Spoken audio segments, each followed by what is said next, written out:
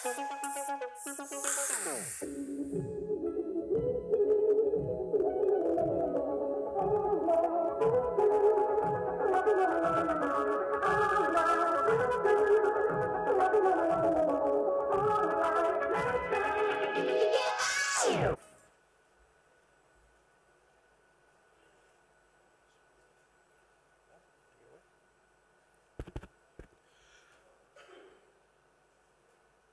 afternoon, ladies and gentlemen. Thank you for taking your time today and coming across to meet us. What we have for you today is Dailyhunt's Trust of the Nation poll, India's largest and most comprehensive poll ever done for the state of the nation. To explain the findings and move ahead, I request Umang to come across on the table and take the discussion forward. Please welcome Umang, President Dailyhunt.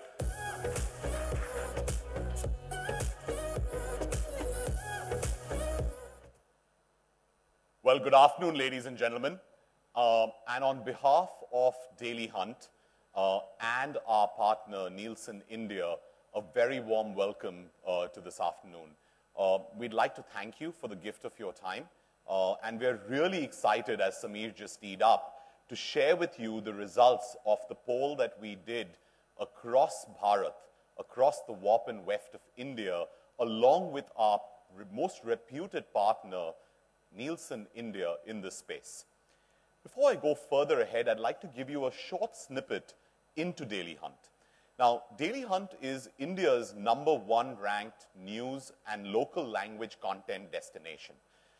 It is interesting that we today have over 155 million monthly active users who use the platform every month, 27 million of whom come back every day.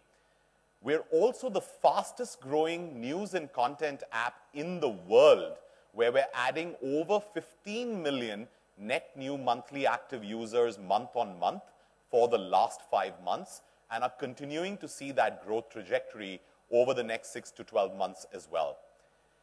Interestingly, when you think of Dailyhunt, I want you to think of Bharat. And what I mean by Bharat is not tier 1 cities. It's tier 2, tier 3, tier 4 cities and rural. We serve content in 15 different languages across Bharat, and 95% plus of the 20,000 pin codes in India is where our users come from. So when you think about Dailyhunt, think about us as someone who's a voice for that Bharat that exists in the country. In terms of time spent, according to both ComScore and App Annie, 46% of all time spent on online news media is spent with Dailyhunt today. And interestingly, today we offer 100,000 net new artifacts of content, whether that's images, video, or text, which we aggregate from over 1,500 plus reputed licensed partners in 14 different languages, and have modified our content feed into a pure multimedia feed. So when you think about us as a made in India app that's serving content, or it has been made by Indians for Indians in Indian languages. It's truly focused on Bharat, on the warp and weft of society, in the languages that matter. And when you think about the 15 languages that we cover, that really represents over 1.1 billion people in terms of the languages they speak in a country of 1.28 billion people in India as well. So what we're about to talk to you today about is the Trust of the Nation poll. Before I move forward, I'd like to invite our partner from Nielsen India, the president for Nielsen India, Prasun Basu. If you could join me on stage, please, and if you could give him a warm welcome, I'd appreciate that. Thanks, Prasun. Thank you. So I'll let Prasun take this forward, but essentially to tee it up, this was the largest ever independent political survey conducted in the country by anyone. And the numbers that we've reached are pretty amazing. But what's important in this process is that the numbers are pure. The numbers are validated. the numbers absolutely represent the true voice of India. The numbers have not been played around by bots and external systems. That is extremely important to ensure the authenticity and the reputation of this data. And when you think about the largest company on the planet that deals with market research, that deals with marketing science, that deals with research science, the world's best practices, gold standards on that methodology, it is Nielsen. And so we partnered with Nielsen so that they could really run that process the way they felt comfortable. And I'll let Prasun take us through what that process entailed. Prasun, over to you. Thank you. Thanks, Umang. So that's a good introduction into both Dailyhunt and Nielsen. And let's understand first the underpinning of the study before we get to the results, because the results are really as good as what the study designs are. So the first thing I would point out, even before we get to the process, is that you saw one of the boxes in Umang's first slide, which says 95% plus pin codes, represent reader base of Dailyhunt, right? Which itself gives you the first play of representativeness. So it's important to read it from the light of the representativeness of the study, when we know that the base that it has gone out to is got such a coverage. So that's the first point I want to make. We will get into this a little bit, and you'll get a clear sense of how well this study was done. The numbers, we will tell you the numbers that we reached out to finally and who've responded and given you the voice of the citizen of India, and you'll find it's a mind-boggling number. But how did it happen? So pretty much at every stage of incubation of this project, in terms of understanding, are we doing it the best, most pristine, gold standard is the word Umang used, and that's the normal standard for us. And even in this situation, we had lots of discussions and going back and forth, because between Dailyhunt and Nielsen, we agreed that we will follow the gold standards. And to get that into the process in this time frame was important, and that the two teams spent a lot of time doing it. So first was the survey creation, where you create the instrument that is reached out to the reader base to tell us what they feel, what is their mood, and what is their response to the various areas we investigated, right? So that is a very important instrument. It has to be done in the right way, without any biases, questions asked in the right way, right wordings, right circulation of those questions. All of those things are important, because if I ask a question a certain way, I can get an answer in a certain way, right? And we don't want to do that. We want to do it in a way which is objective, so the pure response of the consumer or of the reader, of the citizen of the country comes through. So that was the first step that needed to be done, and the two companies worked together. We worked together with our expertise on survey creation to help us do that. The second piece is the data collection. The data collection was done on the database of the Dailyhunt readers. You saw the MOUs and you saw the DAUs. So that's where it went out to, and I'll talk a little bit about that in a second. But it was hosted there. While on the other side, what was good was that as the results came in, as the responses of the consumers came in, it was pinged directly using API into our system. So people got the survey, they responded to it, it went back to the Dailyhunt system, and then immediately it came back through the API pull into our system.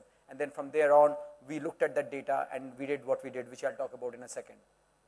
I guess the one point I will, okay, let me finish this and then I'll talk about how the funnel worked out. So that's the data collection piece. Next is what we've called out quality control, is how good the data is. So I've talked about representativeness in one play. The other things is to look at, so that's the geographic representation, but beyond that, you want representation of each of the cohorts in the right proportion in the country for the online population. The population here is the online population, it's not the offline population, because that's what we're going to, but you want that population to be truly and correctly represented.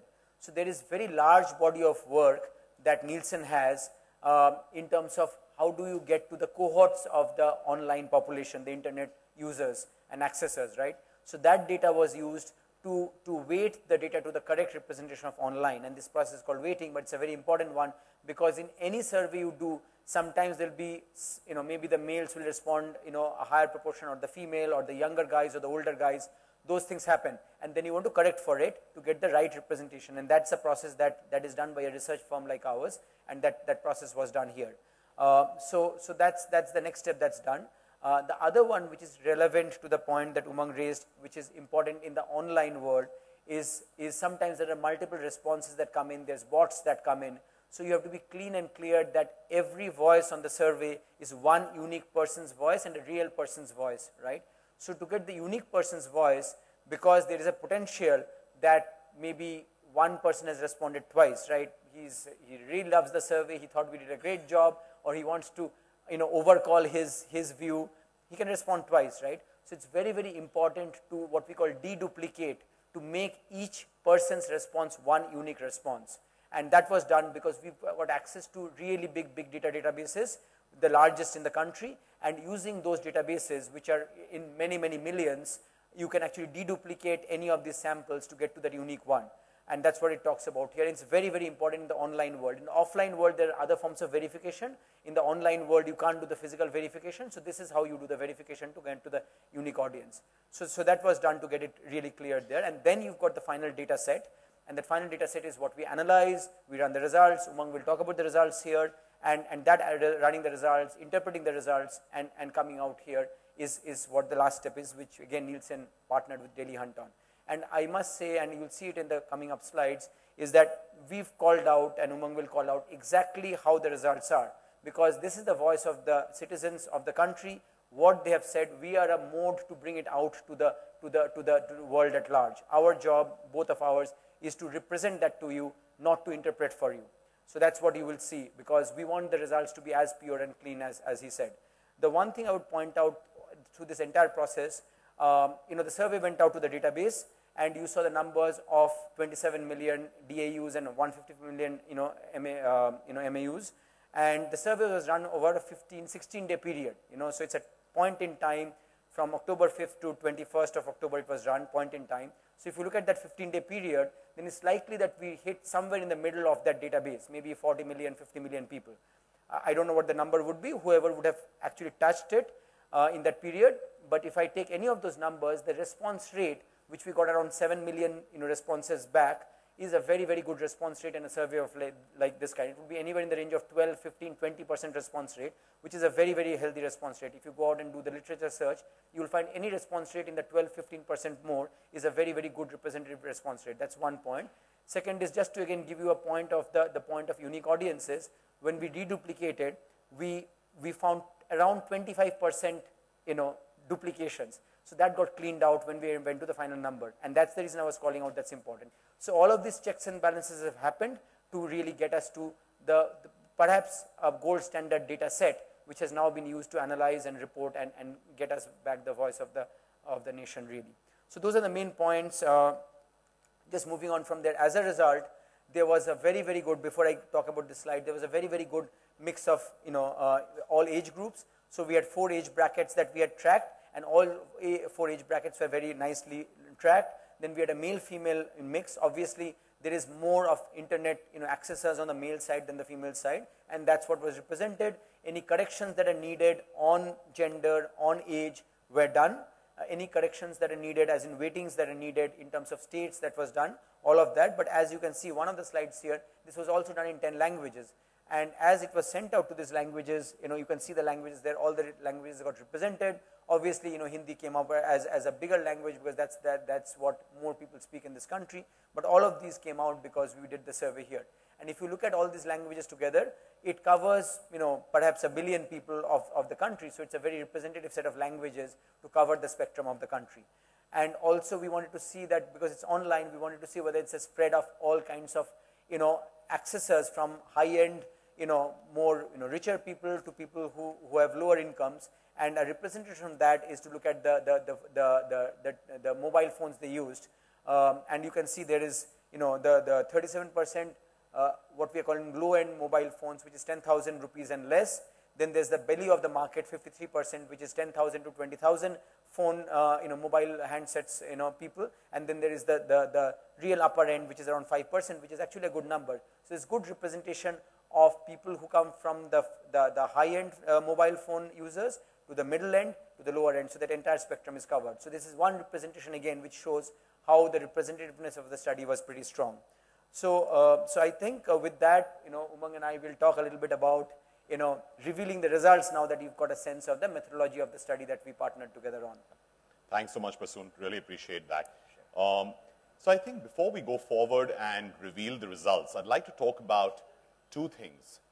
Why is Dailyhunt doing this now, right? What's our motivation around doing this? And when I think about it, the world's largest democracy is India. The world's largest Indic language platform is Dailyhunt. Make no mistake, this is not motivated by politics. It is not motivated by Rajniti. It is motivated by democracy, by Loktantra. And that's the single biggest aim. The goal for us is really to bring out the voice of Bharat. Give that opportunity to represent the voice of Bharat that represents the largest, unit of society that resides outside Tier 1 India. And that was the core goal, right? And if you think about it, in terms of a pre-mobile era, when you did surveys like this, you got to maybe 1,000, 1,500, max 10,000 people to bring a data point. And what we're about to show you is the volume, the velocity, the scale, and the standardization on which the data is sacrosanct, right? Which Prasun just talked about. Sorry. Yeah. Before you go to the next slide, I have a point, but please Perfect. finish up. But another personal point that I want to just narrate to you in terms of an anecdote. I don't know how many of you saw something that we did recently called Har Bhasha Equal. And that was really motivated around a flight that I took recently from Delhi to Bangalore. When I was on that flight, I usually sit on row number 13D, which is the exit row. Indigo charges you 600 rupees more for that seat. And if you pre-book a meal, they charge you another 400-500 rupees, right? And typically, folks who are sitting on that row are folks like us from Tier 1 India who paid that extra 1,100-1,200 rupees. When I got into that flight, it was interesting because the two individuals sitting next to me were very differently dressed, and they didn't speak a word of English. And I could make that out. They were watching video, they were immersed in their screens, and I was also watching a movie. The lady came in and said, Mr. Bedi, you have a pre-booked meal, and then turned around. She asked me, what will you have? And I said, a sandwich and a masala chai. And hey, by the way, the other two had pre-booked meals as well. And that got me really curious. So I got up, and I went up to the leading lady in the front, and I said, I just want to understand, out of all the sales that you make on a flight, how much of it is in local language? So what struck me is when I got into the flight, the lady said, is flight ke karamchari Hindi, English, Angrezi, Tamil, Telugu, Nepali or Bengali bol sakte hain? Why did she say that, right? And when she spoke to me, she said, you'd be surprised that over 60 to 70% of all sales in a flight are done in local language. Because you may have a bias against someone who doesn't speak English or prefers his or her local language, but interestingly, that local language consumer is a pretty high socioeconomic consumer because he has the ability to buy, and that's reflected in the way television and print advertising happen, where 90% of all dollars spent in this country in traditional mediums is non-English. And that was a great education lesson for me. And so we launched a little campaign called Har Bhasha Equal that was our attempt at bringing in equality in this diverse linguistic society that we live in. As I went back to my seat, I started talking to those individuals. One turned out to be a distributor for United Phosphorus. Another turned out to have a very large printing press in Daryaganj. And they probably had more money than a lot of us in this room. But interestingly, I got down to talking to them about their future. What do they want to think for their kids? And they had an opinion. They had a very strong point of view. They had a point of view on who they think should come into the government, what the government needs to do, what the impact of certain policies are. And I think when I went back to my team, the idea was, hey, let's give Bharat a voice. We have that reach into the platform. 155 million people come every day. This is the world's largest democracy. We are the largest Indic language platform, and really make this a democratic voice. So I just wanted to add that that's what truly, one was that personal anecdote, the other one was what we're really solving for by doing this today. Prasun, over to you. You wanted to add something? So you talked about Indigo. So Indigo could be one of the airlines which has perhaps democratized, flying in this country, and I guess that's what we're trying to do through this survey, to really democratize, the real big numbers, the voices of lots of people. And before we get to the number, Umang talked about typically how research studies are done and the sample sizes, 1,000, 1,500, 10,000, 15,000. those are the usual studies. The largest study in India, it happens to be offline study, not online, happens to be done by us, and that study is it's very large and it's one of its kind. It's around 3 lakh. You will see this one is close to 20 times that number. So you will get a scale of this, and I'm talking about the largest one versus this one, and then you will get, this will really hit us as to how representative and how much voice of the nation this is. That's the point I wanted to make, Umang. So, without much ado, let me just reveal this. So, here are the findings of the largest ever independent political survey conducted by anyone in the country, right? And here are the number of total unique responses that we got. Nearly 5.1 million.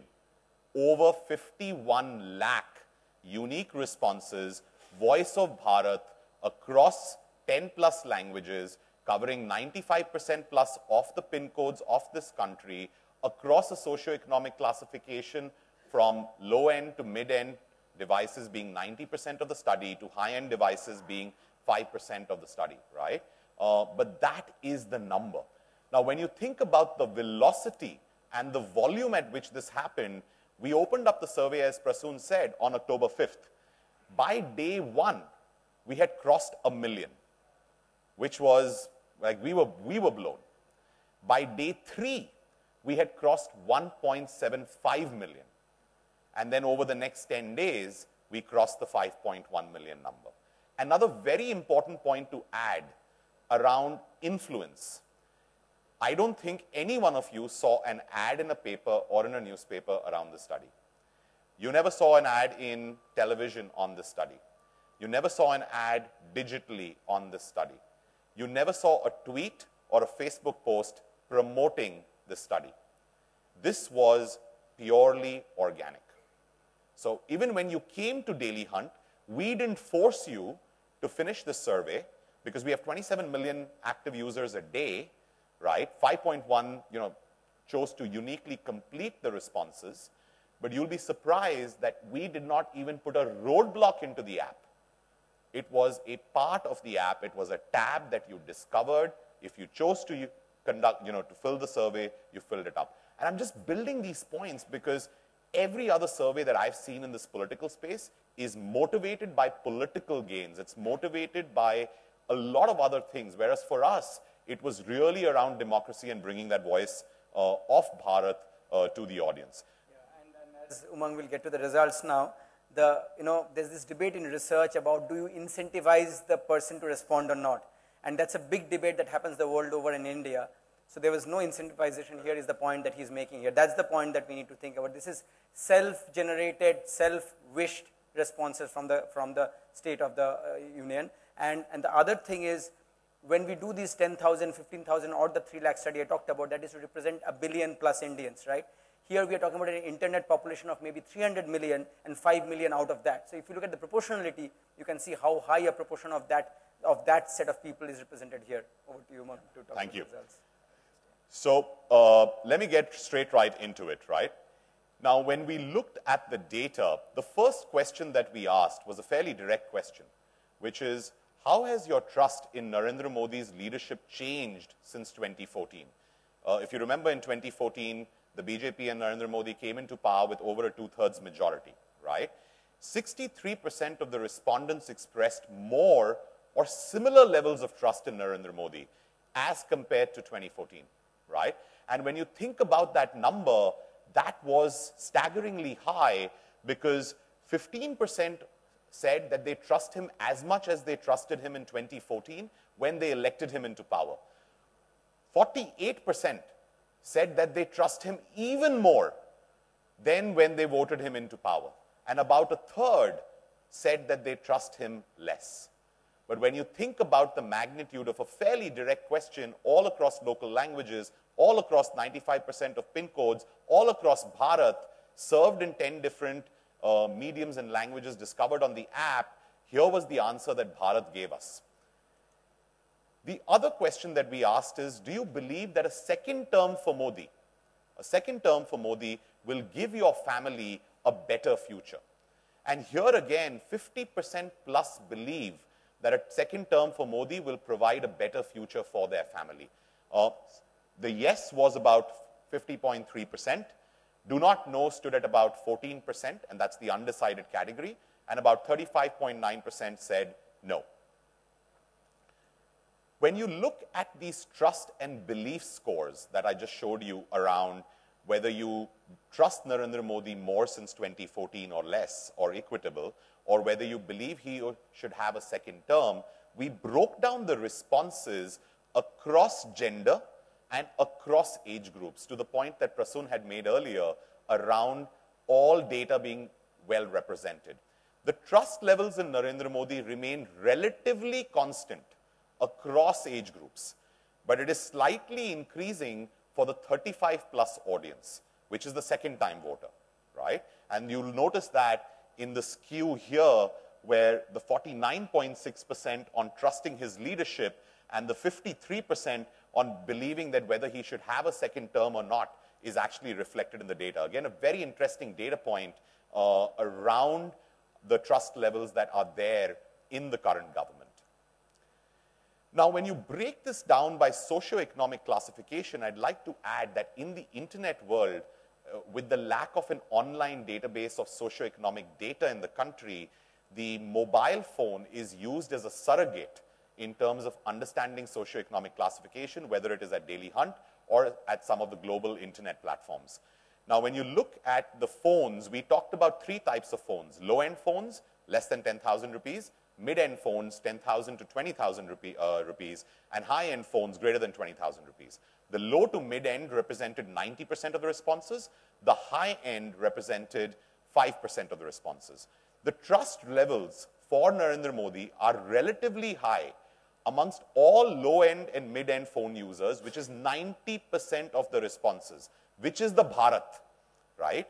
And it is slightly lower amongst the high-end phone users, which represented 5% of the audience.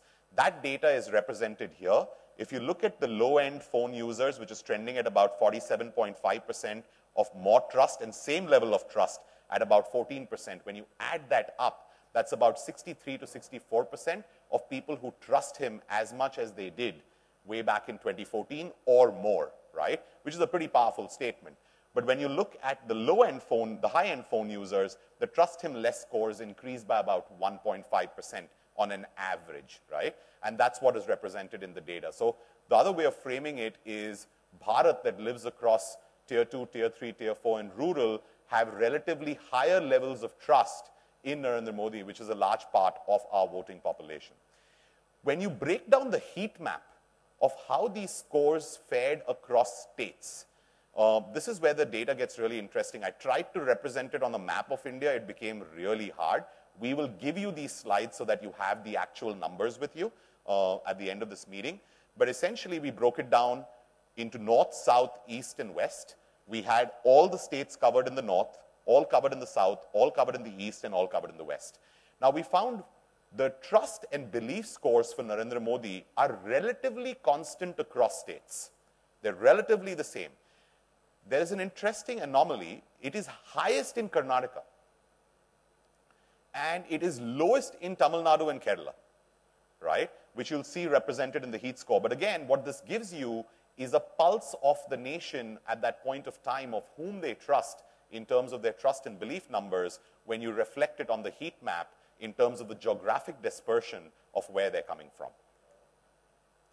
What we also did is ask a question around ranking the two big leaders in one, the current incumbent, Mr. Narendra Modi, the Prime Minister of India, along with the leader of the opposition, Rahul Gandhi from the Congress. And we framed the same question with the same attributes to the entire audience to rank them on it.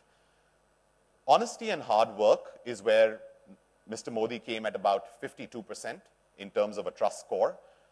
That number was less than half for Rahul Gandhi at 24%. Strong and decisive leadership was nearly 48% for Narendra Modi. This was a fraction of about a fourth at about 14% for Rahul Gandhi.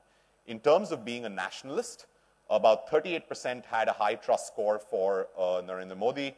That number was half for Rahul Gandhi at about 17%. In terms of indecisive and poor leadership, 20% odd, or an average of 19.5% odd, voted this for Narendra Modi.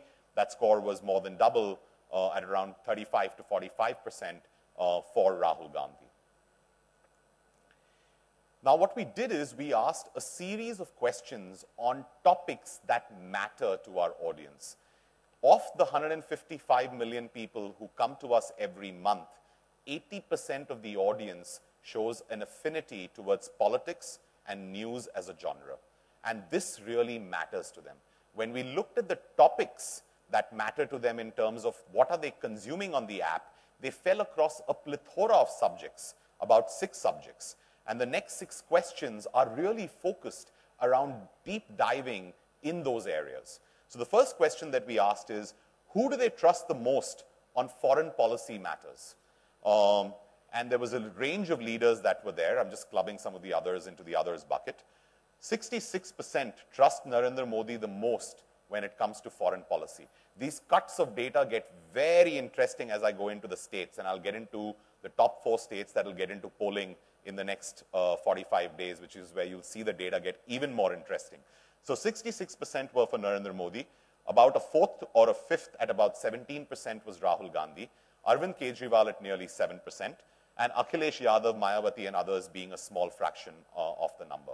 When you take the cut of the 66% data across demographics, what you'll notice is it's almost the same representation across age groups, very, very similar, male-female split.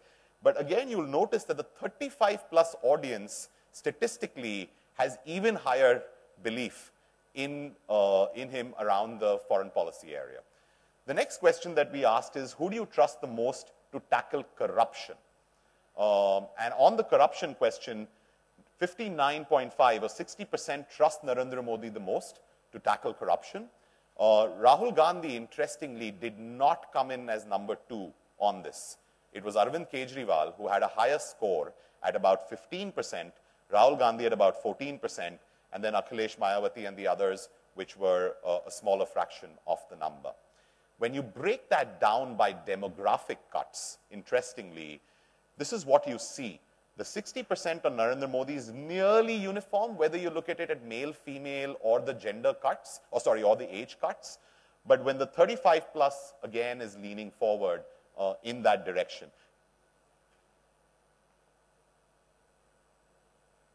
Yeah.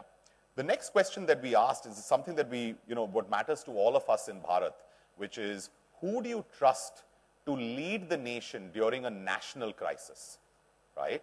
And again, the answer that came up was 62% for Narendra Modi, 17% for Rahul Gandhi, about less than half of that number on Rahul to Arvind Kejriwal, and Akhilesh Yadav and Mayawati being smaller fractions of this data. But 62% trusted Narendra Modi to lead during a national crisis. Now, when you look at the cut of data on the national crisis segment, what you'll notice is, again, very similar splits, but 35 leaning forward more strongly, right? That has come out consistently through the study. You'll also see that in the case of 35 plus on Rahul, but there's an inverse logic on 35 plus on Akhilesh Yadav and Mayawati. You'll see that you'll see the numbers kind of inversing, where the 35 plus don't really believe in him, even for the ones who voted, right? The proportion that voted was lower. When you looked at social welfare development of the country, 59% trusted Narendra Modi as their leader for social welfare development, 59.4% to be precise, 17.2% on Rahul Gandhi, 10.3% on Arvind Kejriwal, and again, a smaller fraction when it came to Akhilesh Yadav and Mayawati and the others. A similar view is a demographic cut of this data. So when you looked at male and female, again, very similar to that 59 mark. If you looked at the cuts of age groups, very similar, leaning forward on 35 plus. Again, a very similar representation coming out at a national level. When we asked, who would you trust the most to work for the welfare of people of the country, right? Again, a hard-hitting question.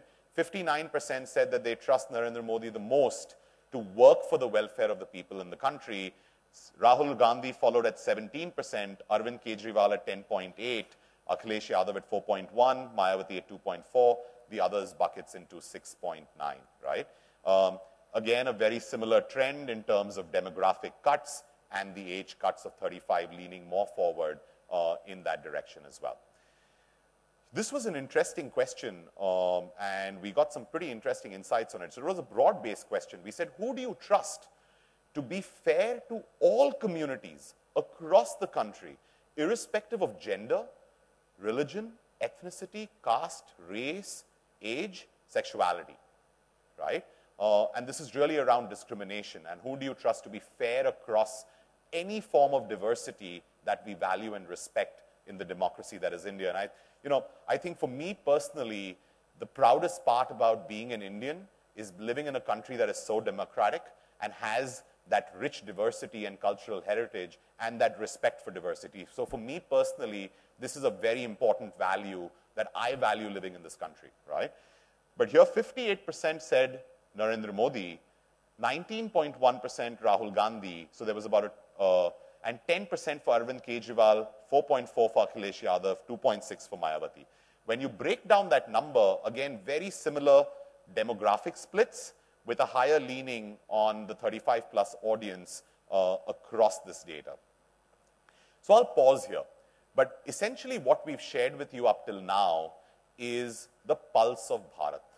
Bharat, 5.1 million unique responses on an internet audience of 300 million people, the largest ever survey, going down to 95% plus pin codes across states with the heat maps. What we know is the belief and trust in Narendra Modi being the highest at 63%, the belief in more than 50% of them wanting a second term, and how that heat map spreads across the states in terms of trust and beliefs, which is fairly constant, with Karnataka being the highest and 2 south states being lower, which is Kerala and Tamil Nadu.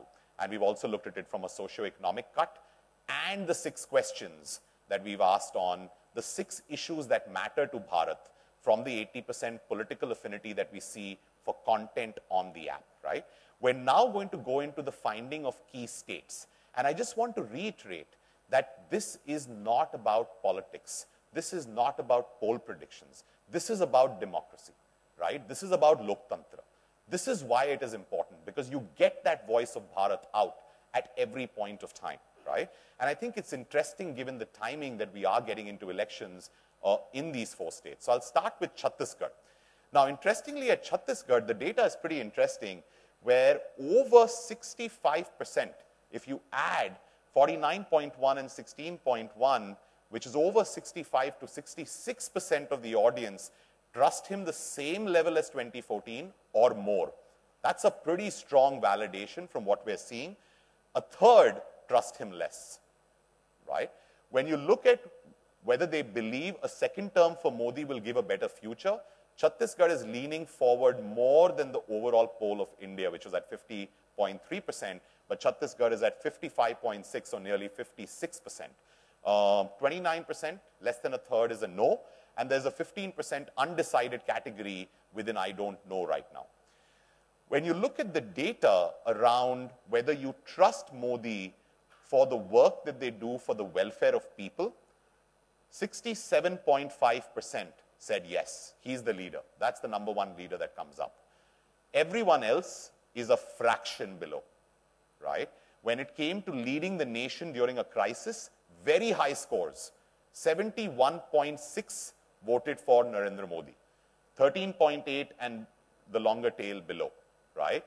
And when you looked at tackling corruption, again, it was a 67% score for Narendra Modi, and the other leaders being at a fraction of about a 5th or a 6th of that number.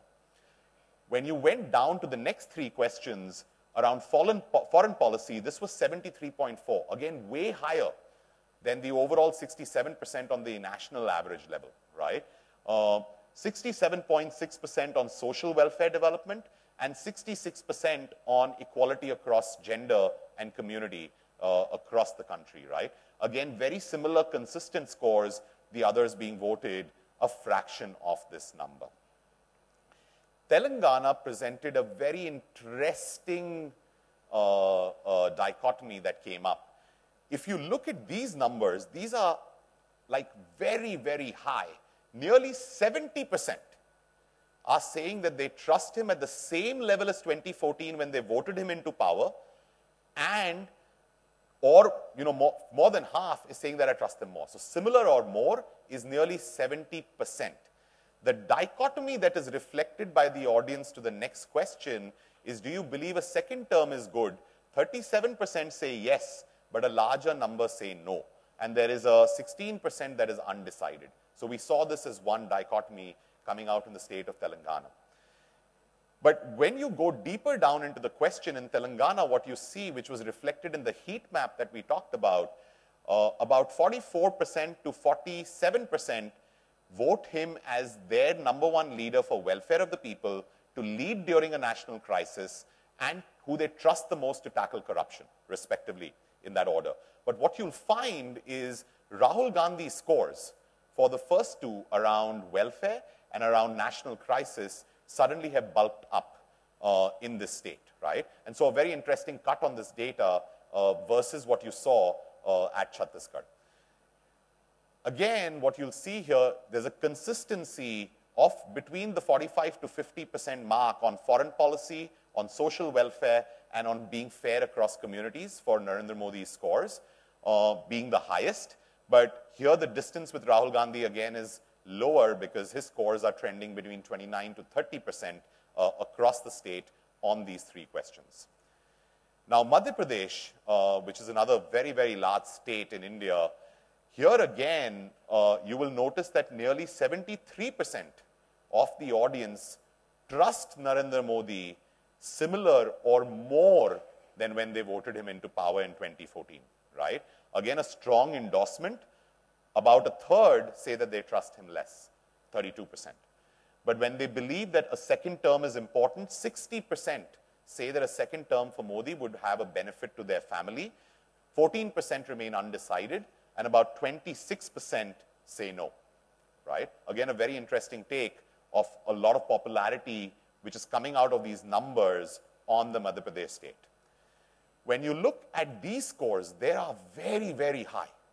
So on welfare of people, 70%, leading in Narendra Modi's favor.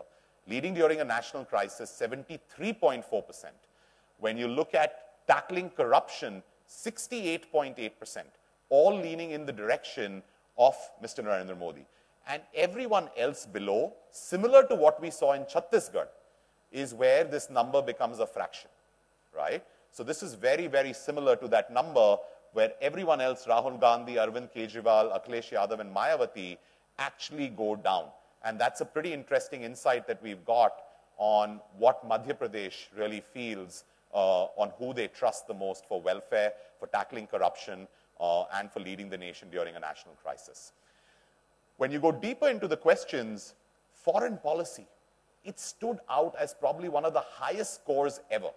So 78.4% voted for Narendra Modi as their leader around foreign policy, over a pretty large base. 70% voted him for social welfare, and 68% voted him for welfare across the states. So again, a very, very strong score across the board. Again, what you'll see is consistent, like you saw in Chhattisgarh, is that Rahul Gandhi, Arvind Kejriwal, Akhilesh Mayawati, and the others are way lower, right, in this entire list. Coming to the last state of Rajasthan that we tracked, right? When you look at this data, again, more than 72% actually have said that I trust him more or at the same level of trust since I voted him back in 2014 with a 2/3 majority. So a pretty strong leaning in his trust equation. Less than a third at 27.9% say I trust him less, right? When it comes to whether they believe a second term for Modi will help them get a better future for the family, this national score trended at 50.3%, but very similar to what we saw in Chhattisgarh, this number is way up to about 64% in the state of Rajasthan, right? 24.8% or 25% said no, and about 11% remain undecided.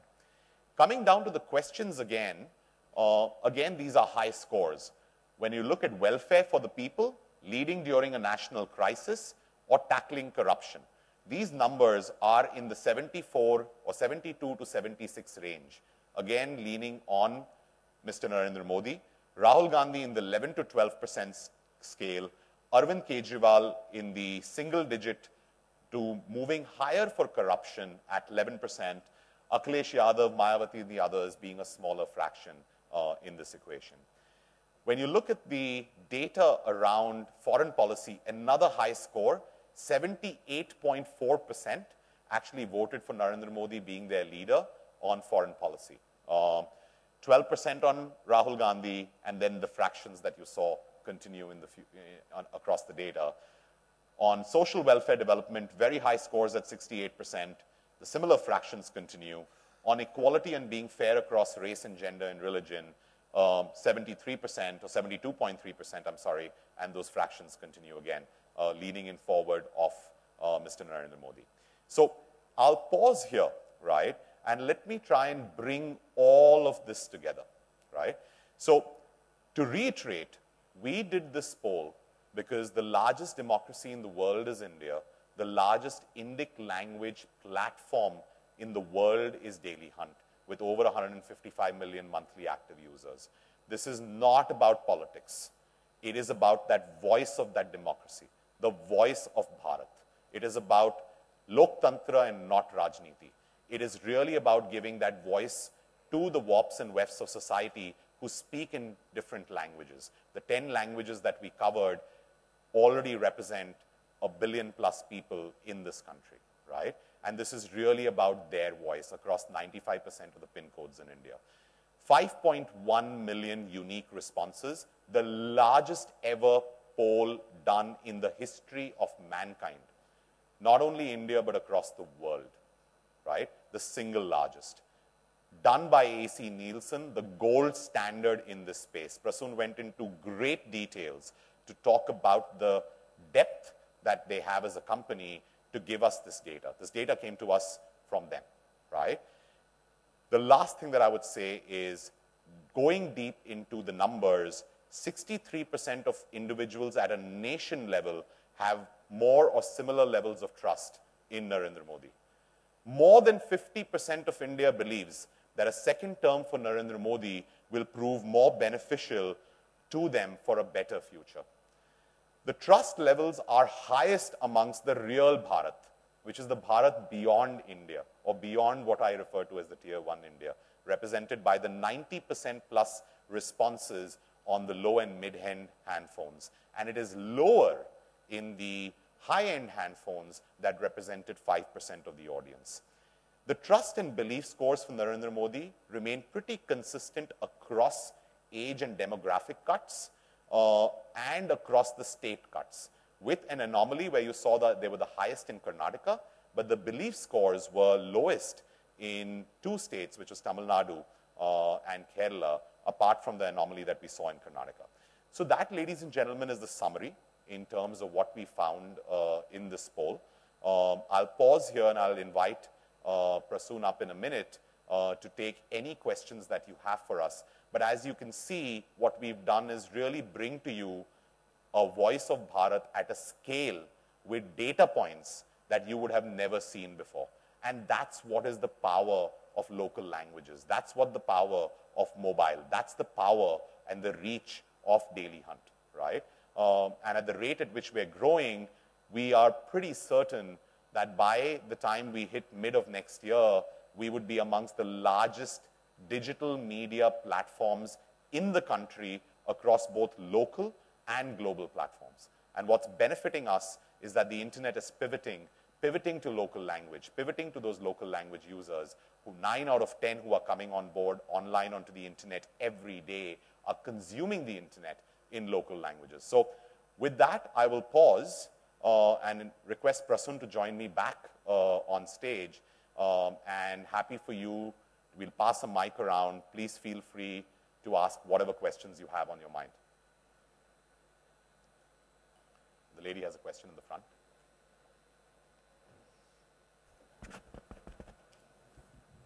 Hi, I'm Sarva Priya. So the thing is, people have lost interest or credibility in or trust in opinion polls and exit polls. So I just want to be fair for my readers, and that's why I'm going to ask you some basic questions. Sure. So is this independent Dailyhunt and Nielsen's independent survey? Is this independent? 100% Not independent. paid by or sponsored by anybody? Not paid by, not sponsored by anybody. And then why do you choose to make it about Narendra Modi only? So it's an interesting question. So when you think about any political poll, and I was talking to a global publication a little while earlier, the gentleman sitting on your table, and there are two kinds of polls, right? There are push and pull polls, right? Those push polls are really promoted by political parties. In our case, we chose to do this for three reasons. One, because 80% of the audience of 155 million people consume news and political news on our platform. So we knew that they needed a voice. The second was making it very, very clear around the fact that this is purely independent, not driven by advertising, not driven by sponsorship, which is why I mentioned that. No tweet, no YouTube, no Facebook, no nothing, right? Organically, you came onto the app, you discovered it, right? The third important thing is that who is the incumbent in power? The incumbent in power is Narendra Modi. We are getting into a political poll, into a political election in 2019. Now there is the incumbent that is one of the major figures that is there. Bharat voted more for him is the voice of Bharat. But you need a reference point because there is the existing and then there are the challengers, right? Or the previous incumbents. And so we've included that list to make it holistic. Now when you see the result is saying a leaning of 63% or 50+% wanting Narendra Modi back. A second term is better, trust is higher. But that in no way is an inference that it was Narendra Modi's poll or anyone was paid for it. I just want to make that very, very clear because otherwise Nielsen would not be standing here with me to do this, right? If you want to add to it. So just one thing, we should say on this is that typically in any work, in any research, you show the biggest number first and then you go down, or you do the smallest number first and you go up, right? Usually that's what we don't show random numbers. So if somebody else, and there were a few names you saw there, if somebody else had the highest number, that name would have come first. Correct. It's as simple as that. This says that the name that had the highest numbers came first on the slides. If the second or the third or the fourth person had the highest name, then that would have come first. It's as simple as that. They were all captured in the study. But don't you feel that the questions you have asked are very general in their tone? Because if you ask that who is doing better in health and education, that might have given you the Arvind Kejriwal on the top, maybe. Because who is doing better for scheduled caste or scheduled tribes, that might have given you some other name. But because we have the tone of the questions like that, maybe it is. Because I'm just asking about the methodology of the survey. Why we have chose these questions only and why it is about Narendra Modi only. That was my question. I think I answered that, but I may not have been very clear. So the 6 or 7 topics that were chosen were the most read topics on Dailyhunt today. So when we looked at the 80% affinity to our audience, which is on politics and political news, because our audience is a representation of Bharat, that audience interest, we have interest groups within the app, were reflected on these 6 topics. Now, if education and health or scheduled caste and scheduled tribe was up there, believe you me, we would have put that up there, right? We're looking at the top questions. The hardest part about this, and you would understand it, is we would love to ask 10 more questions. But the online poll, you can't ask people 25 to 30 questions. We stretched the limit in my mind with 12. Ideally, I would have done 3 to 4, right? But I think we tried to make it as comprehensive from our data to really represent the voice of that democracy or the voice of Bharat. I'll just... हर तरह के जितने भी सर्वे होते हैं उसमें किसी सवाल में कोई बेहतर होता है, किसी सवाल में कोई बेहतर होता है. इसमें जितने भी सवाल में सब में मोदी ही बेहतर है और दूसरों के मुकाबले बहुत बेहतर है. बिल्कुल. लोगों के काले धन आए नहीं वापस, लोगों को डिमोनेटाइजेशन से, जीएसटी से बेरोजगार हो गए सबके सब लोग, कीमतें चीज़ों की बढ़ती जा रही हैं, पाकिस्तान की जो हरकत थी वो अब भी कर रहा है, इसके बावजूद लोगों का मोदी में ट्रस्ट कैसे बना हुआ है? आप अगर देखें कि ये पोल का मतलब क्या है, आप रहते हैं दिल्ली में, आप है टियर 1 इंडिया, ये आपका ओपिनियन है. मेरा अपना पर्सनल ओपिनियन हो सकता है, राइट? मैं आपको भारत का ओपिनियन बोल रहा हूं. हमने ये पोल सर्व किया है 70% प्लस 70% लोग टियर 2, टियर 3, टियर 4 रूरल से आ रहे हैं. अब उनका जो कहना है वो डेटा वो कह रहे हैं, जो हम कह रहे हैं, ये मेरे हिसाब से, मैं पहले फेसबुक चलाता था, मेरे को लगता था मेरी दुनिया है दिल्ली, बॉम्बे, बैंगलोर, टॉप 10 सिटीज, वही दुनिया है. But actually India is beyond that, and you know this better than me, right? Now जो भारत कह रहा है वो ये कह रहा है. अब मैं ये नहीं कह रहा कि सही कह रहा है कि गलत कह रहा है, मैं कह रहा हूं कि भारत ये कह रहा है. डेमोक्रेसी जो कह रहा है वो ये कह रहा है, लोकतंत्र जो कह रहा है वो ये कह रहा है, राइट? मैं बस एक व्हीकल हूं वो आपको वॉइस पहुंचाने की. अब हम अगला सर्वे भी करेंगे, ये मैं आपको लिख के कहता हूं. और अगर आपके सजेशंस हो कि कुछ और क्वेश्चंस पूछे जाएं, वो हम पूछ सकते हैं, राइट? जो हमने देखा, जो सबसे हॉट बटन्स थे, राइट, वो हमने पूछे from there. Now interestingly the result is leaning. I can't comment on that. I can just share what I have got, and not got from my systems, got by a reputed third party international company which is the gold standard in this space, right? That's what I will say. Sorry, you had a question. Hi, Mukesh BBC से. उमंग और प्रसून, मैं ये जानना चाहता हूँ, आपने through out democracy की बात की है, लेकिन जब आप नेताओं के नाम इस तरह से लेते हैं तो ये it's more sort of presidential form of democracy, जबकि हम पार्लियामेंट्री फॉर्म ऑफ डेमोक्रेसी में रहते हैं, जहाँ पार्टियों को वोट दिए जाते हैं, जहाँ पर हम सबको पता है कि कास्ट और रिलीजन जब आप अपने कैंडिडेट को वोट दे रहे होते हैं तो बहुत अहम होता है. ऐसे में जब आपने सिर्फ इन नेताओं के नाम लिए, साउथ के नेताओं का उस तरह का रिप्रेजेंटेशन नहीं दिखता, और तेलंगाना में आपको उसका नतीजा भी दिख गया. सेकेंड टाइम को लेकर के नरेंद्र मोदी को उतना ट्रस्ट लोगों ने नहीं किया. ऐसे में ये किस तरह से सही रिप्रेजेंटेशन है लोगों के मूड का, क्योंकि वो अक्सर जो वोट जिस समय कर रहे होते हैं तो बहुत सारे दूसरे फैक्टर्स होते हैं. Very good question. जो हमने नाम लिखे हैं पॉलिटिकल लीडर्स के, वो डेमोक्रेटिक, हमने पोल नहीं किया कि आपको कौन से लीडर्स चाहिए, right? Just to be fair, जो हमने देखे कि political affinity scores on content on the platform today. आप हमारे एक बहुत बेहतर पार्टनर है, बीबीसी हमें कंटेंट देता है 8 लैंग्वेजेस में, thank you.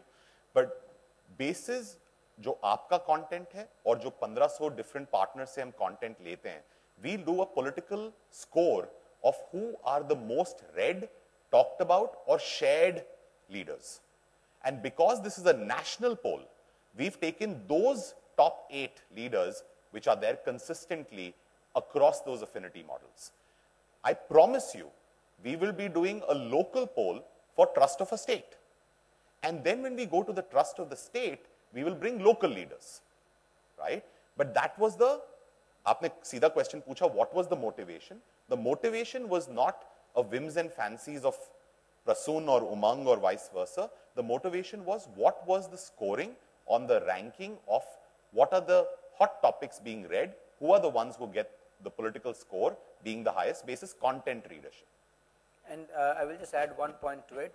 A point that Umang made earlier on today is that, you know, we wanted to go in favor of representation. Now, when you make the survey longer, the point he made, the response rate drops down. We rather wanted to be inclusive, to include as many people of Bharat. I would rather have the 50 lakh people versus the 30 lakh people, and leave out a few questions and add another 5 minutes to the survey, because mobile surveys, if it's long, people don't respond. They do halfway and they go away. And if it's halfway response, then that person we do not consider, because it becomes biased there. So that is the reason we wanted to really keep the survey short, and this is the most easiest, non-controversial way to pick up the content, is to look at what's been most read. Sorry, you had a question. I'm just covering the front table and then I'll move at the back. Sorry. My name is Jaydeep and I write for various publications online. Okay. My question is, India as a whole is a big circle. Then you said 300 million are the internet users, which is a smaller circle. And then responders were 5 million, which is still a very, so it becomes very minuscule. Now out of these 5 million also, there will be a fraction which will not go for voting. So how much, I mean, is the real picture like very small circle vis-a-vis the... Let me frame the question back to you, okay? And let's talk about the largest ever poll that has been done in politics. What's that number?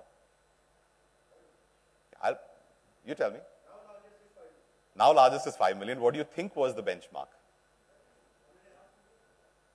Sorry? 1.5 million? You are so mistaken, sir. It is the largest poll that has been done in the country, Prasun shared, was 300,000 people, and it was a market research that they did. That's a market research project. It was a market research project. So if 300,000 was the largest, the political part would be a fraction, right? So 5.1 million is huge. Now, when you frame that question, I would question every single poll that has been done till date, because 1,000, 10,000, 15,000, 100,000, 200,000 are small. I'm sitting at a 5.1 million number. Now you're right. In terms of, I know how to grow the business. I have 155 million monthly active users. I'm doing something right to add 15 million new every month. However, you can't force people to do a poll. You can't put ads. You can't put, then you're driving influence. You're already influencing them. Come and do a poll. Or you can't do a roadblock that 27 million people come every day, I'm going to roadblock you on the app.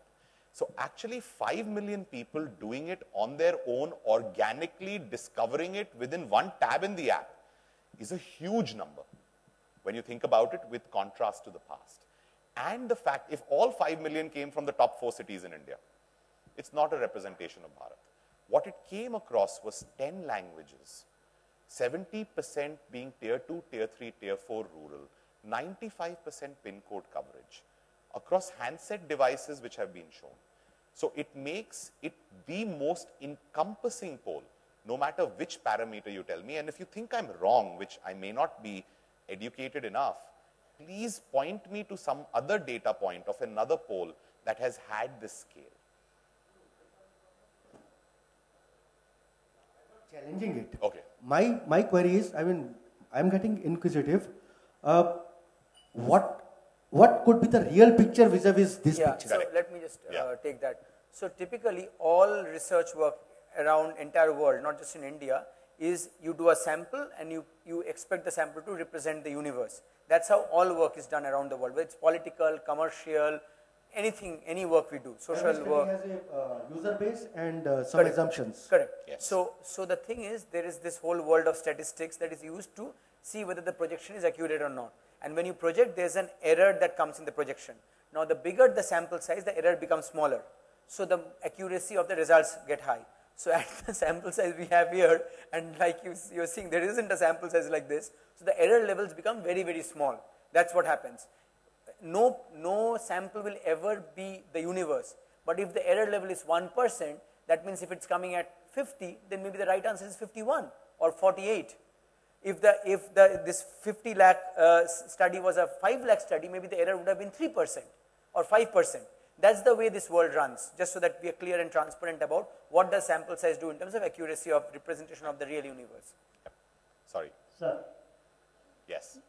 Nelson के सर्वे पर कभी ये नहीं कहा जाता था कि शायद गलत है क्या है, क्योंकि पहले भी कई बार सर्वे आए हैं तो कहीं ना कहीं इफेक्ट किया है पूरी राजनीति पे। लेकिन अब जो है स्टेट लेवल पे चुनाव है, वहाँ पर आचार संहिता लागू और ऐसे जो रिजल्ट को निकालना भी शायद अभी बेन है, क्योंकि आचार संहिता लागू है, चुनाव का दौर चल रहा है। अब जहाँ तक आपका जो सर्वे है, जो आपके क्वेश्चंस किए गए हैं वो नेशनल लेवल पर हैं, लेकिन चुनाव है स्टेट लेवल के, और ये बहुत इफेक्ट करता है इन सब बातों को, क्वेश्चनिंग का भी असर पड़ता है स्टेट लेवल और नेशनल लेवल पर। तो ये जो आपका सर्वे है, जो क्वेश्चंस नहीं है वो नेशनल लेवल पर है, तो स्टेट लेवल पर नहीं है, स्टेट लेवल पर अलग पॉलिटिक्स है, तो उसमें आप क्या कहेंगे? सो आप सही कहा आपने, स्टेट लेवल के क्वेश्चंस अलग होंगे, और हम अभी एक ट्रस्ट ऑफ स्टेट्स वाला पोल भी करने वाले हैं, right, where the questions are more localised to the issues of that state. What I am giving you, ये नेशनल लेवल पोल है. इंसिडेंटली ये 4 स्टेट अगले महीने पोल पे जा रहे हैं. इनका मैंने डेटा कट आपको शेयर कर दिया. That's the only point. The key part of it was the national level data. I've given you a cut of the 4 that are going for the legislative polls अगले महीने, right? इसमें जो आपका जो daily trust Hunt इसमें national पे fake news पर आपका क्या कहना है, क्योंकि अभी भी आपने इस बात का जिक्र भी किया, तो फेक न्यूज़ जो भी है उस पर भी सर्वे चल रहा है कि फेक न्यूज़ किस तरीके से एनालाइज किया जाएगा, किस तरीके रोका जाएगा, चुनाव के अंदर बड़ा एक डिजिटल रूप में उसको इफेक्ट करता है हर चीज पर। It's a very good question. अगर आप देखें फेक न्यूज़ का मतलब क्या? मेरे हिसाब से न्यूज़ एक्रोनिम है, नॉर्थ, ईस्ट, वेस्ट और साउथ, सारी जगहों से खबरें, राइट? अब जो न्यूज़ है वो फेक न्यूज़ हम किसी मैसेजिंग प्लेटफॉर्म को ब्लेम कर देते हैं कि ये फेक न्यूज़ बढ़ा रहे हैं, वो तो एक मेथड हो गया प्रोपगेशन का।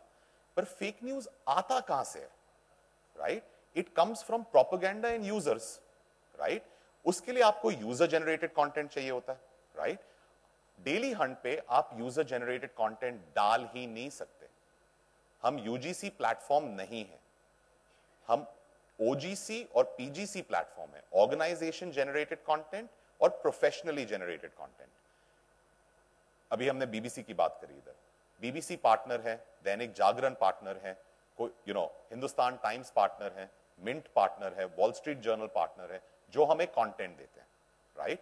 हम वो कंटेंट एग्रीगेट करते हैं और वो कंटेंट यूजर को दिखाते हैं।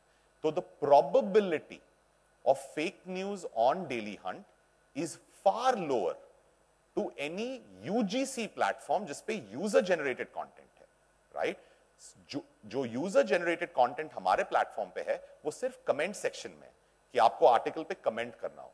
तो आपने बिल्कुल सही फरमाया कि यह एक बहुत बड़ा प्रॉब्लम है। सोशल मीडिया तो प्रोपगेशन व्हीकल्स हो जाती हैं, पर अल्टीमेटली ओरिजिनेशन वो एक यूजर के यहां से आता है। तो बहुत टेम्पटेशन है सर। हाँ, अगर आप यूजर जनरेटेड कंटेंट खोल लें तो आपके ये जो 155 मिलियन मेरे माओ हैं वो तो बढ़ते रहेंगे, राइट? पर हमने नहीं किया है वो। हमने एक बहुत कॉन्शियस डिसीजन लिया है कि अगर मैं आपको न्यूज दे रहा हूं, आप मेरे ऐप स्टोर के रेटिंग्स पढ़ लीजिए, I am the number 1 rank news app India में, राइट? और आप अगर कमेंट्स पढ़ेंगे, we are leaning is dead centre, we are not left or right, because I am a function of supply. If the supply from all of you is positive on a certain subject, I will show that as positive, because मैं तो aggregator हूं। अगर आपने negative supply दिया किसी subject पे, मैं negative दिखूंगा, right? So I'm just trying to tell you how we tackle that content of that concept of fake news. Sorry, you have a question. So I think I have two questions for both of you. First, I really want to know, after the survey is out, are you going to send a formal report to it to the PMO? And the next question that I want you both probably to answer is that don't you think you two being the leaders of two reputed communities, this survey, which is very pro-Narendra Modi, might label you as a particular bias or a pro-Modi? Sure. So, one, we are an independent company and an independent platform. The survey results are being shared with you.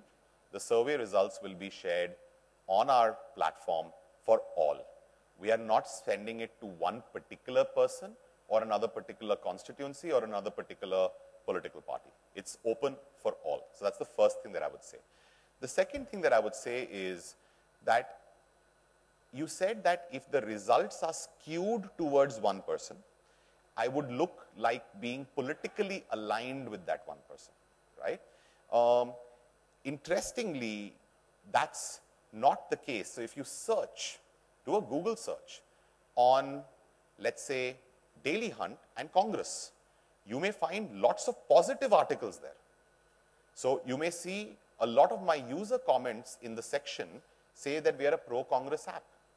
And on other days, you may find that someone says the leaning is we are a pro-BJP app, right? So the point is, this is about democracy again. It's a point-in-time representation of what the pulse and trust of Bharat is. We're just bringing that to you. Now, if the findings are leaning towards one individual, we're sharing that. We're not masking that, right? We brought that data out through the gold standard of Nielsen India to share that with you. So I just want to be very clear about it, that this is for all, not for one person or individual or party. Two, we're dead leaning in center. And look at our users. Users App Store rating पे झूठ नहीं बोलते boss. अगर आप app धंधा चला रहे हो आपको पता है, right? They are ruthless. Your consumers will give you straight feedback. Please go to our App Store ranking and see that. You will see what I'm saying is true. Just to add, since you talked about both of us, so you know, we are a information collection and dissemination company. That's our business in India, and that's a global business. We are a 100-year-old company. We're just about touching 100 years, 60 years in India. So this compromise we would never ever want to take, because that will be fundamental to our business and our role in society and role in the corporate world. In fact, Umang and I had multiple discussions before this started off, saying that this is something that Nielsen needs to be very clear as an independent market research agency, that no alignment of any kind would be participated. And like I said, the moment we do it, our own existence and business in the future gets compromised. That's one point to make. The other point to your thing about it looks very pro-one. So because this is political and it can get emotional and all that stuff, think about a study we do for soaps, right? We might work for Unilever and Procter and ITC and everybody, right? Now it might come up that Lux is #1, right? Does it make us pro-Unilever? No, it doesn't, right? It might come out in another study that, you know, Bingo is getting the #1. Does it make us pro to that company? It doesn't. It's just the results of the respondents and the consumer base that we are representing here. That's all. Sometimes the results will show somebody as #1, somebody is #2, somebody is #5. That's all that there is to it. Yeah. Sorry, there's a question at the back.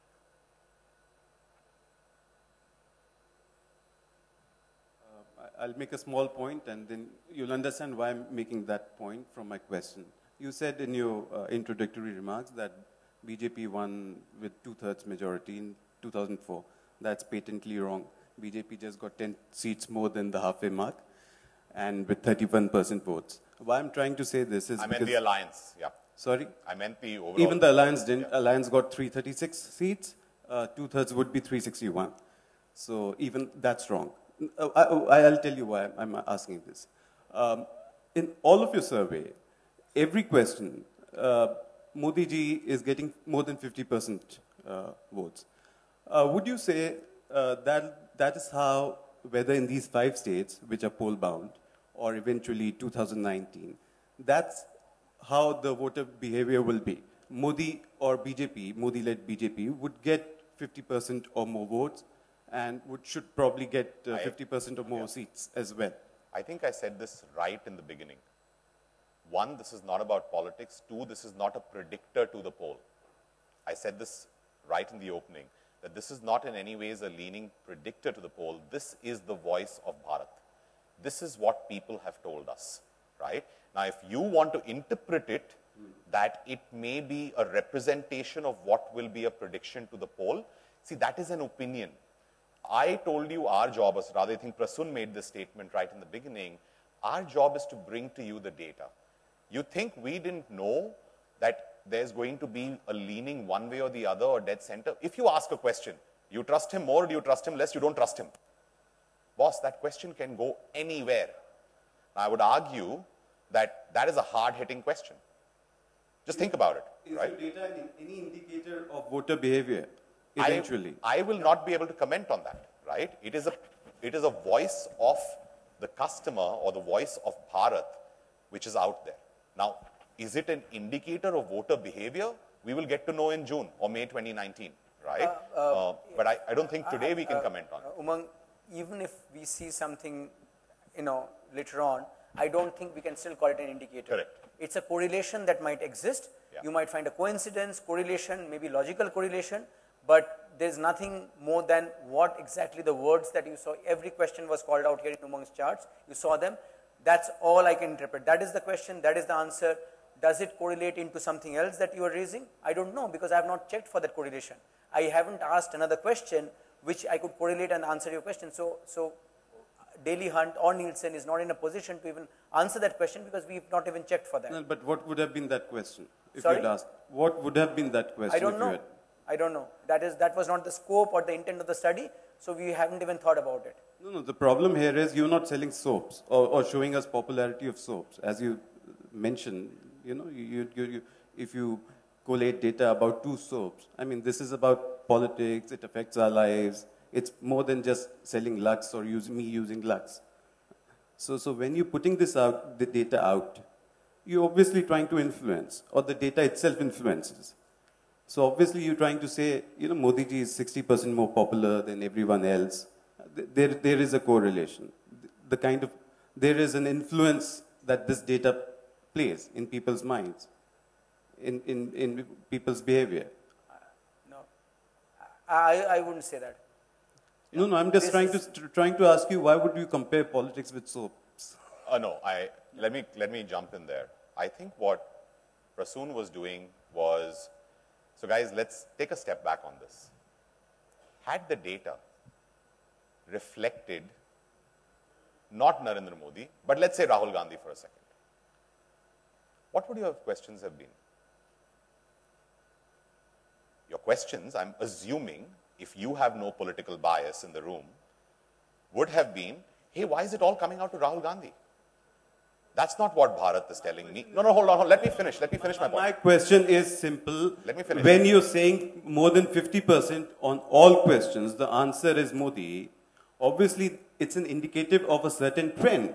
So would you stick your neck out and say, look, this trend should bear itself out in subsequent elections? My simple answer to that is if you're not willing to do that, you're being dishonest. I would disagree respectfully with you, because here is a voice of democratic data of users that has come to us. Exactly my point. So hold on. Please, what is the time frame between October 21st to May 2019? Let's count the number of days, sir. It's over 210 days. The world changes. Can I ask you to give me a guarantee that you say you're an honest man and you're a reputable man and you're a family man and you're passionate about subject, let me just finish my point. You're passionate about subject X, whatever that X is, right? It could be writing, it could be storytelling. Can you guarantee me, or can I guarantee that I will be around 6 months later and my passion will be the same? Your data is guaranteeing me that a BJP that got 31% votes and 282 seats in 2014 will get, at this juncture, more than 50% votes, all the votes polled, and probably more than a good correlation to make more than 50% of the seats. Is that a fair assessment? No, at this juncture. It is not. Forget about 2019, 210 days. At this juncture, if an election were to take place, sure, BJP will get more than 50% of the votes. It is your interpretation. That's what you said. Of the voice of no data. interpretation. You it said at this juncture, this is what the situation is. 210 days, this might change. I am saying it is a point in time representation of the, so you know what, let's take this offline, because I'd like to be respectful to the other people in the room who may have a question, but it's a point in time representation of a voice of Bharat. You may interpret it in that way, it is your interpretation, right? And I'll leave that with that. Hi, when you say 59% of the respondents said that Modi is, best for all communities, I would want to know what is the socio-caste community profile of these respondents? Are these all upper caste people saying that, Modi is best? Or are we trying to say that we've created a social cadre that doesn't think on caste community lines? I think it's a great question. So, online, when you look at any data, and I've worked for Facebook and I can tell you this with great authority there is no data source around what's the socio-economic classification for that user. You don't know. The only surrogate that is used online there are two surrogates. The big one is handset, right? And at times, the other surrogate that is used, but it's very biased, is he coming from Ward D of Bombay? Ward D of Bombay is Malabar Hill. I'm just giving you as an example, right? Then you know that this is of a certain socio-economic classification. The socio-economic classification that is always used online, and it's a well-known standard, is handset models. Now, 90% of these respondents have come from low and mid-end handsets. We had the split up on the slide, and that data will be given to you. 5% came from high-end handsets, right? Now, there's no 100% way of knowing what's the socio-economic classification, but in general, Prasun will tell you this, and you can feel free to add, that handset data is a good surrogate to socioeconomic classification. So what it tells you is it's a mix of low to mid, or the belly of India, being 90% of the respondents in this case, and 5% being high-end 20,000 plus phones. If that can answer your question, that's how we've given that data. So typically these studies, will go out to the population at large. We'll pick up the data. We will generally expect that there's representativeness. If there is not full representativeness of that, which could happen in any study, I talked about weighting earlier on. So then we have other studies which we use to weight those studies. That's how it is done, including census, for example. We'll use to weight it, and then we will correct for those small places where the representation is not as of the universe. That's all it is. So there are all kinds of people in this, as you saw those cuts. If those cuts are not representing the cohort exactly in size, that's what the role of the weighting is. That's about it. You said you have covered 95% of the PIN codes. Have you taken those PIN codes? I mean, how do you know that they've come from those PIN codes? Okay, yeah. One. And second question, if you have that, do you have any representation for each of the PIN codes? I mean, sure, to know whether they are coming from what background, what kind of places, geographical? Yeah. So when I said that, what Dailyhunt, how we get the PIN code data, just to be transparent with you, is that the way you get location data is basis lat long, right? Now, lat long data in this country is highly inaccurate. I'm wearing a GPS watch right now. I can turn on GPS. Sitting in the heart of Delhi, pin code 1, I think this is 11001 or 002, one of these two pin codes. It'll take about 10 minutes for my watch to resolve my lat long signal, right? So lat long is unfortunately not always accurate. What's accurate is cell tower triangulation, right? Can I triangulate you to the cell tower, and I have the ability of looking at the cell tower and working. We partner with telcos, and so we get lat long data as well, which comes from your phone, and we also get cell tower data, right? And that's how we can pinpoint it to the pin codes. We haven't broken this up on where the exact pin codes is, because to represent it across 18,000 plus pin codes is visually hard, but that data is available. Sorry, one last question, because I know we're in between us and lunch, but if there's any other question, I'm happy to take that, and otherwise we break for lunch and take that forward. Sure. Just give us a minute. Is there any other question? Yeah. Was there any effort to a certain political affiliation of the respondents of this survey? You know, it's hard for us to determine any political affiliation that the respondents had, because what we know is the political affinity to genre of content, which is news. And in news, we break it up into two parts, which is political news and hyperlocal news. I want to know कि मेरे शहर में क्या हो रहा है, बाढ़ कब आई, whatever, local stuff, right? Very local kind of information. 80% of our base has an affinity towards news, political and national news, right? So we don't know where their leanings are. There's no way of knowing that. But it was served not in a manner, as I'm again saying, as a roadblock into the app. It was discovered by users on the app, and the survey was taken, right? There was no push. There was no advertising. There was no inorganic element. It's back to that point that I made around democracy, and it's the voice of Bharat. Yeah. With that, I think we'll end it, but thank you so much for your time. We will share these slides with you as well, and please join us for lunch as well. Thank you.